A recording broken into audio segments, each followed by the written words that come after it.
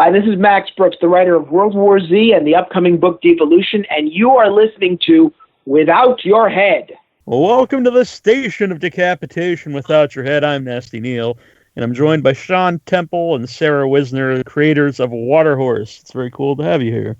Thanks for having us. Thank you for having us. Yeah. Let everybody know it's going to be at Boston Underground Film Festival this coming week, part of the Homegrown Horror Block. Have either of you been to Buff before? No, this will be our first year, right? Yeah, it's actually, we were in Boston for a while. A few years ago, we both got our MFAs in Boston, but we actually never got around to the festival. I don't think I really heard about it until after we had left, unfortunately. Yeah, we would have been all about it, I think. Yeah, we're very excited about it. Yeah. Yeah, Our, so this will be my. composer- I'm from Massachusetts. Only my second one, so I can't. I didn't know about it either till recently. Yeah, I think how I really found out about it is our composer, Mattia. They composed for a film that was in it last year, ASL, and that's kind of how we really found out about it. Yeah. So, what was the inspiration for writing it, Sarah, for writing Waterhorse? Well, it was actually a nightmare that I had. Oh, really? Oh. Which is not my usual writing process, but it was just so vivid and visceral. I felt like I just had to write it down and kind of get it out of me a little bit. So that's how it started. Wow. So is it very similar to the actual nightmare? For the most part, yeah. The major beats and images are all kind of the same. We did a little bit of tweaking just to string it together better. It's not super plot driven, but we gave it a little bit more of a plot than what was in my dream. But one thing that was really important to us was to maintain the kind of nightmare feel of her dream. Most of our movies in the past have been far more reality based, and we were definitely interested in exploring something a little more surreal. Yeah. Now, are your other things, are they always horror related? They're horror adjacent, if not horror related, for the most part. Our last movie was kind of post-apocalyptic story, but it didn't really dive into the genre elements of that so much as the just attempting to survive without societal structures. But we've done like a vampire movie also, so we do both. All right. Is this the first one you co-directed? Yes, this is the first film I've directed. I've previously just been writing and producing, and Sean's been directing. And so this is our first. What's that process like to direct with someone else? A lot of it. The truth of the matter is, Sarah probably almost co-directed our other movies too, because a lot of what our process was in pre-production and just making sure we're on the same page on like how we wanted the story to be told and like what kind of direction we wanted to give actors and stuff. And we did almost all of our work in pre-production. By the time we were on set, we were basically always on the same page, and we didn't really have that many situations where we were like butting heads or anything. Just because we're also, this one Sarah wrote by herself, but we're also very involved in like collaborating in the writing process usually. So sometimes I'll come up with like some visual ideas and stuff like that get incorporated into the script, and we're just always kind of collaborating on every step of the process. So it made sense to continue that as directors this time. Sarah before wasn't that interested in directing, and kind of the more movies we made together and times she got on set, she started wanting to get even more part of that process. Yeah. I almost felt like it wasn't because I studied screenwriting, directing wasn't really my realm, and so I felt like I wasn't really allowed to tread over that line, and finally just kind of giving myself permission to go there is what let me do it, I think, this time around. But yeah, as you want to mention Sophia Takal? Yeah, well, we saw a film called Always Shine, directed by Sophia Takal at IFF Boston, and she Skyped in for a Q&A just and just hearing her talk about her process as a director, I was like, wait a second, I can do that. So that was very inspiring. And like Sean said, like, we collaborate so much in pre-production that just kind of getting on the same page with that kind of open communication, once you're on set, it's almost like one director with two heads, and it becomes easier almost because you can like divide up tasks as needed, and if one person is feeling overwhelmed, the other person can step in, and vice versa. Yeah, there was lots of times where like one of us would go talk to the actors and the other one would go talk to our cinematographer, and we were able to kind of do more quicker because of that. I feel like, as opposed to like having to stop, talk to the actors, then stop, talk to our camera team, and like constantly check in with each other. And it was never always the same person doing each one. We would switch depending on like whoever had a stronger opinion about one of the aspects of it. They would go and have that conversation. And I honestly don't know how well it would work if it was if one of us was trying to collaborate with somebody else that we didn't know so well and didn't spend so much time with. It would probably be much harder. We are also married and live together. So. All the I time should have told people that off. Right? Yeah. So, how it was the nightmare, and then the short itself, Waterhorse. Is there anything about it that's like personal to you that like, like the nightmare hit you so much, like it had something to do with your real life? I don't. It's hard to say, right? Because in theory, we are everyone in our dreams, right? So in the dream, I was this young mother, and I don't have kids, and I don't have experience with, being responsible for a child. But in the dream, I did. I was that woman, and I did have this child that was in danger, and I had to do everything in my power to try and protect this girl. And the dream had an element of trying to prove that I was worthy of caring for this child. And so maybe it's some underlying anxiety of someday I'll be a parent, and and someday I will have that responsibility. But I don't right now, so no, I don't really know where that came from. But I think a lot of it came from. Yeah, I was really stressed about child separation at the border, honestly. So I think my dream kind of was incorporating those larger political fears into my personal experience. Mm-hmm. I think the movie clearly deals a lot with anxiety as a parent, but also I think a lot of people can kind of recognize just anxiety in general that it's dealing with. I know we both felt like that was a very personal story for us, kind of just diving into this anxiety of, in this case, it's a parenthood, but life in general. A lot of our movies have dealt with like different types of anxiety and how it affects relationships, and that's like what Aster and Sydney was all about, was like the anxiety of this person that you didn't know and how you can to rely on a stranger and learn to trust someone. So this one is it's about this unknown figure coming into it's about the things that are outside of your control that are going to disrupt your family, and how are you going to cope with that. The score really adds to that. It's very like upsetting, the score and the sounds in it. Who did the score? The name is Satya Moray. They're a composer. They're Boston-based, right? Yeah.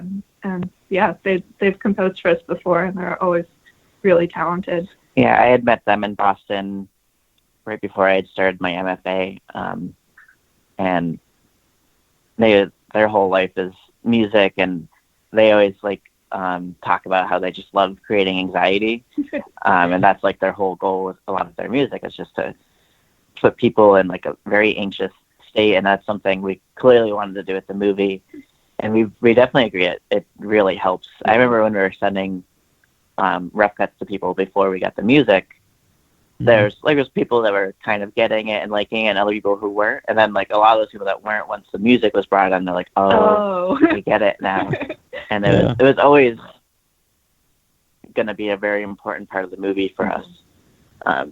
We tried to be more open with our editing process this time than usual, and kind of realized that maybe we shouldn't be as early as we did this time, and wait till it's a little closer. But before we show people. Yeah, they're a great composer, and they did a great job on that movie I saw last year too. It does have a dreamlike quality too when you're watching it, because it's kind of there's no one really has any control of what's going on and the way it's cut and everything. Yeah, I think basically every choice we made was to try and maintain that dreamlike lack of control kind of feeling, and anything could happen, and you don't know why it's happening, but you're going to try to live through it. Where did you film it? We filmed at a family property on Lake Champlain. In Vermont. Okay. Virginia, Vermont. Yeah. That's where your nightmare actually took place. Yeah. We, the dream that I had was at this lake house that I would go to when I was a kid. We'd go pretty much every summer for a couple days. It's mostly rented out, but we reserve a couple days for family every year. And it's so I have fond memories there, but then this dream took place there. And when we first wrote it and we were thinking about making it, we were like, well, it should be set on a lake. Where can we go to film it? And we were looking at all these different locations, and we were looking at around Atlanta because we have film friends out there. And finally we realized that it would be difficult to get a crew to Vermont, but that's where we wanted. That's where it needed to be. That's like at the event, any time we looked at somewhere in Atlanta, we were always like, this could be okay, but like it just kept kind of eating away at the back of our minds. It's like we are from Vermont. We love making films in Vermont. There's something about New England that feels different than like Atlanta does. That's I don't know. That's part of why we're so excited to be part of this like New England homegrown short film program. Because it also relates back to some mythology that Lake Champlain has. Oh, right. Yeah, this was a really big part of why we wanted to film in Vermont. Yeah, Lake Champlain has its own lake monster called Champs. So it's kind of like a local version of the Loch Ness Monster. Right. I didn't know that. So like, the idea that there's kind of a sinister presence coming out of the water was very much related to like local mythology. But Champ is a friendly monster usually, so this kind of turns it into a nightmare.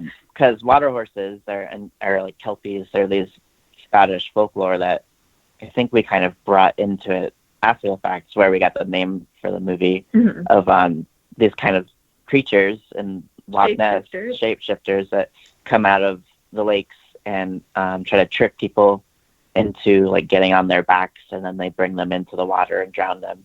And they're usually trying to kidnap children and stuff like that. So that became a very big influence on the story. I don't know how much that was like with your dream, or you kind of realized afterwards. But. Well, I knew as soon as I woke up, as soon as I wrote it down, that I wanted the title to be Waterhorse, because that's what that kind of monster figure represented to me, just because I was familiar with the folklore. Right? Yeah.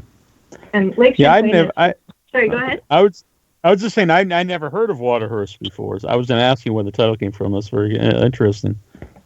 Yeah, it's a Scottish folklore, Gaelic folklore. And Lake Champlain is that great. It's a glacial lake, so it's got that deep, dark, furious water that was so important as well. And you really wanted a rocky beach. Yeah. And that was one thing we were having trouble finding other places. Yeah. Most of the violence that's in the movie takes place like off camera. It's done very well. But there is one scene I don't give it away because it's only, it's short. But where someone, I guess I'll just say someone falls, and that looked very good. I don't know. What was that like to shoot that particular scene? That scene was the best to shoot. Oh. It was so awesome. Sure. It was. Well, it turned out awesome. Okay. our stunt coordinator, Darren Bailey, he was also a producer on the film. And the male lead. And he came out with us from LA to work on the film with us. We really owe a lot to him. We couldn't have done it without him. And he just kind of on the fly, we put our heads together, talked about what we wanted from the scene, and he just choreographed this altercation between these two bodies that, like you said, it's obscured. You don't see it super clearly. I think he's talking about the actual body fall. Are you talking about the fight? Oh, I was talking about the fight. I think he's talking about the fall. Oh, you're talking about the drop. Both of them are done very well, though. Like, I like the one that's off camera. That looks great. And then, but the actual body fall is pretty great. Yeah, well, that's also all thanks to Darren as well. That's kind of that was very stressful. That's why I said it. It was always, as soon as Sarah had the dream and that happened in her dream, that was like the thing that... It was key. It was very important and scared us the most about the movie.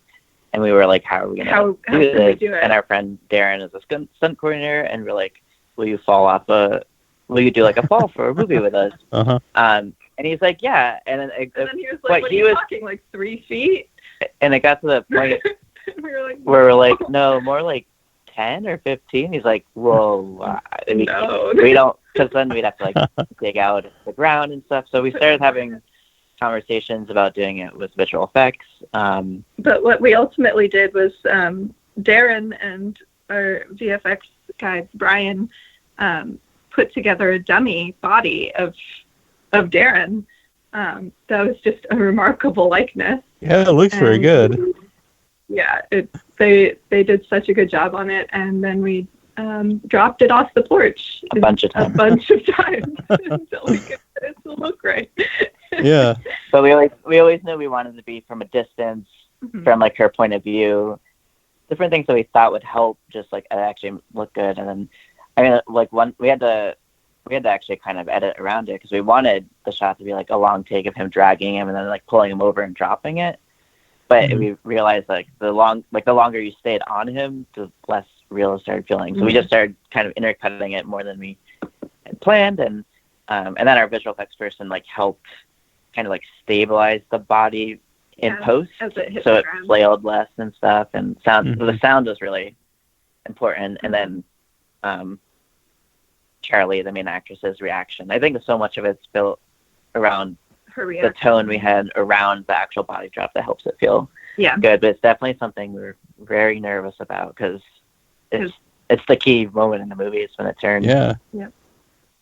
Yeah, I think the sound, like you said, it really came off great because I thought it was a person. I was wondering how you did it, and because you said it was a dummy, it doesn't come off like Super Dave Osborne kind of thing, like a very fake, dummy falling or something.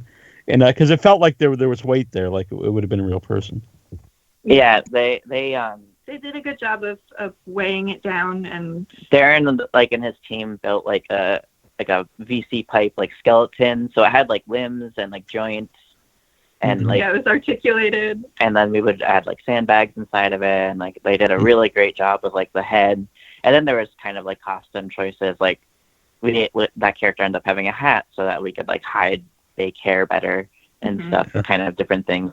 I have a lot of choices we made for the movie were built around that moment. Around selling that moment, yeah. Yeah. Did you keep the dummy? He did, I think. Right? Yeah. I think Darren has it. Yeah. He like brought it to Boston from LA in like suitcases. Yeah.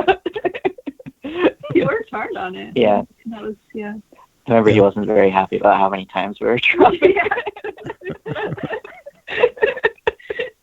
Yeah. But we got it. Or he was like scared the head would hit a rock or something. Yeah. So, what was it like to cast the movie? It was actually fairly easy because Charlie, the female lead, we've worked with several times, and we love working with her. And she is, crucially for this piece, she's a very strong swimmer, so that was helpful. She swam in college. And then Darren, like I said, he's based out here in LA. We met him out here, and he was someone I knew was interested in stunts and did that kind of work, which we also really needed for the film. And luckily he was excited to help out and be a part of it.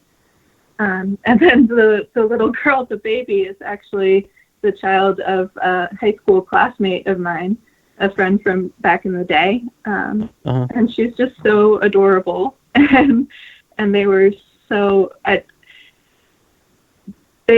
so willing as a family to participate and put the time in, and they were so, working with a 2-year-old is not easy, but she was like the easiest 2-year-old you can imagine.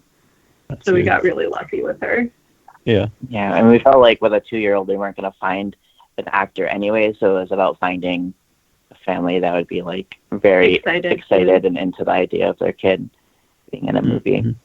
Yeah. And then kind of anything that had the Lily in it was just, we tried to simplify the filming as much as possible, and like her and Charlie just play and just film it the best we could. Yeah. Keep it as relaxed and low key as we could. Even though we did some of the craziest like long takes in the movie with because it was like we only had so much time with her. It was like easier to do long takes than like shoot coverage around her. And do a bunch of setups.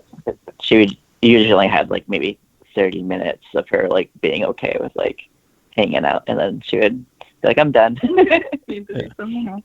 But hopefully they had a good weekend. Her brother came along and they camped out, and so I hope she had fun on set. Yeah.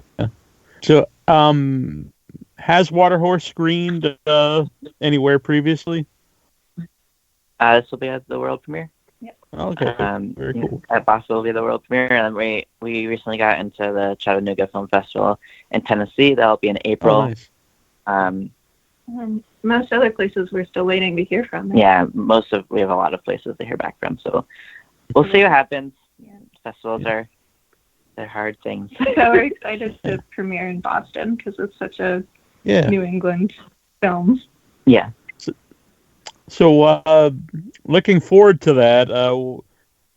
Since you haven't watched it with an audience before, like, are you nervous about that? Are you excited, or a combination of both? Well, we're really excited to screen at the Brattle. Like, that'll be the biggest screen any of our movies have played on, right? That we were at. Yeah, because IFF Boston is a great festival, and we love that festival very much. But we've usually been in like one of the smaller screens in Somerville, so I think that Brattle will be like the biggest theater that we've played. And we're definitely, it's been a few years, maybe 2 years since we've played a movie with an audience. It's always, I think, pretty stressful for us. Yeah. Yeah. We're always pretty nervous about it.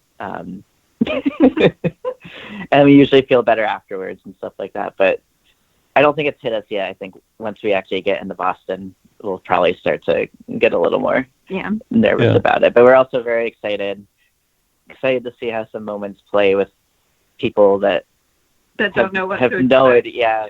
Because most of the people that go and see that movie will probably have no idea like what it's going to be. So yeah. And we'll see how the scary moments work and stuff. Mm-hmm. So you've watched movies before at the Brattle? Like, not your own movies, but just movies in general? Yeah, we watched tons of movies at the Brattle. Yeah. It's very cool. Very cool old theater. Has a lot of history there, and good vibe to watch movies with, like-minded people. Yeah, for sure. And definitely people that are like into horror. Yeah. I'm excited to see the other films in our program. Yeah, and that'll be really cool. Someone from I went to Emerson. Someone else from my program that was like a year or two below me has her movie in the program too. It's called Consumed by Sloan Turner. And some of the other people that are in the program have reached out to us and are excited. We're all excited to watch each other's movies and stuff.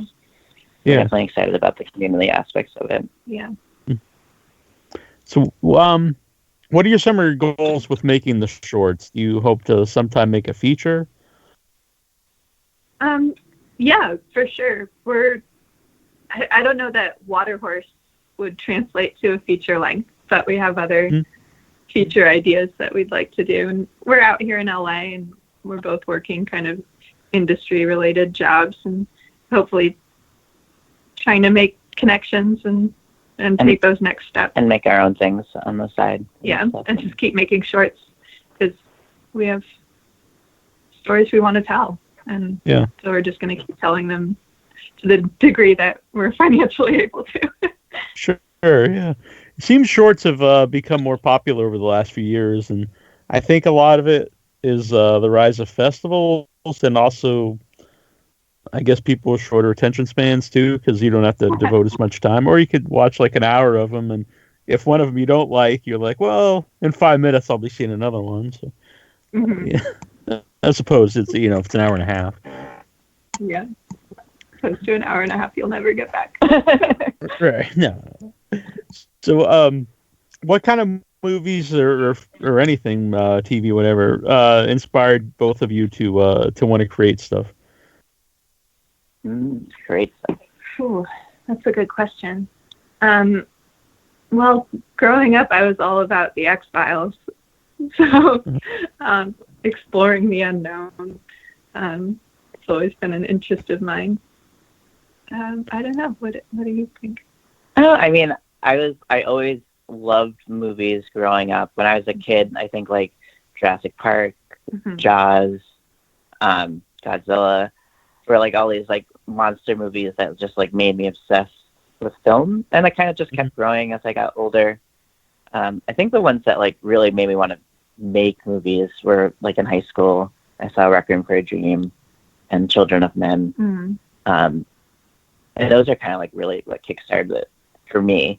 I think I started becoming more aware of like the art of making film and like what went into it as opposed to only the storytelling. And since those movies had such technical like achievements, that kind of drew me in. And then they were both also so emotional. Yeah. Children of Men was a big one for me too, because of the world building component of it. That it feels so lived in and real and close, even though it's this near future situation that's totally speculative.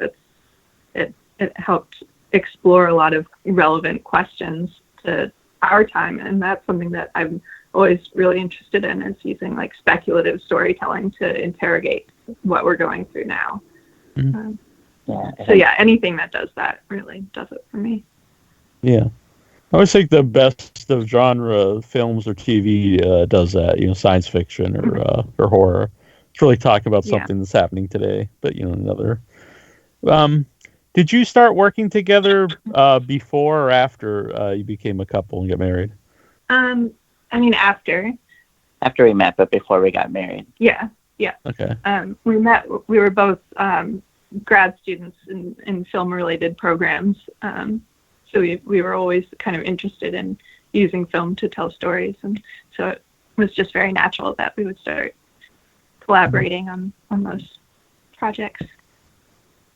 And for you, it was like a chance to have your writing actually get made. Yeah. I had made some shorts and stuff before, because I had studied film in undergrad too, and I had made movies by myself. And Sarah had written it, but never got to like really make those into movies. So I would write like little things that Sean would film for his classes and stuff like that. And I just kept getting bigger and bigger. And then, what was that? No, you go on. I actually didn't have any. I was just going to say, and then we got married, moved to LA, and we didn't actually get to make anything for a little while. Yeah.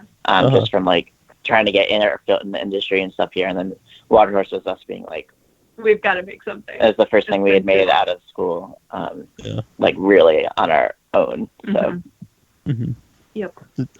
Where can people follow Waterhorse or anything you guys are doing, like online? Our production company is Homebody Pictures, and we have a Facebook page and a Twitter page. Yeah. I don't actually. You can also mention like our own Twitters and stuff. We also have our own personal Twitter accounts and Instagrams, all of those good things. Yeah. So we don't know those things off the top of our heads. Yeah, that's fun. Just search your names and find it. Yeah. I'm Sarah J. Wisner, I think, on Twitter. I'm Sean_Temple on Twitter. Sean SEAN. Yeah, and I'm Sarah with an H. I think our Homebody Twitter is like Homebody Pics at Homebody Pics. Yeah. And then we post on Facebook you can search Homebody Pictures and we should pop up. Mm-hmm. Can you see your previous shorts anywhere? Yes. Aster and Sydney and Safe are both available on my Vimeo page. Aster and Sydney is also at the Bureau of Creative Works. Yeah, it's a little harder to figure out how to watch through that site. So it's easy to watch it through the Vimeo. Which you can search Sean Temple and Vimeo, or if you find like the Waterhorse teaser, you can go through my Vimeo and then go find it and stuff like that. We could also, in theory, send it to you if you want to include it like on the site or anything. Yeah, that'd be great. Yeah, I'd like to check it out too. I really dug Waterhorse. It was very well made. Thank you. Thank you. You're welcome. There's only a few things I've seen yet. What was that? I'm sorry. I was saying Aster and Sydney might be a little more boring. Yeah. A little quieter, a little longer, a little slower. Ahead. Well, there's some fights and stunts in that one too. But yeah. What were you saying about the shorts? You haven't seen that many yet, or? Yeah, I haven't seen much ad buff at all yet. I do like to see them for the first time, in the theater. But for different interviews and stuff, I have to, it's best to watch them. So I'm more prepared for the interview. Yeah, but I think I've only seen one feature. I think Clickbait, which is playing Wednesday. That's a very good movie. Yeah, we unfortunately won't be there yet for that one. Yeah, we're arriving Friday morning. Yeah. Last year I went Friday, Saturday, and Sunday. This year I decided to go all 5 days. Nice. Very nice. Yeah, I'm looking forward to it. And I want to thank you both for coming on, and I'm looking forward to seeing Waterhorse again on the big screen. Thank you. Thank you for having us.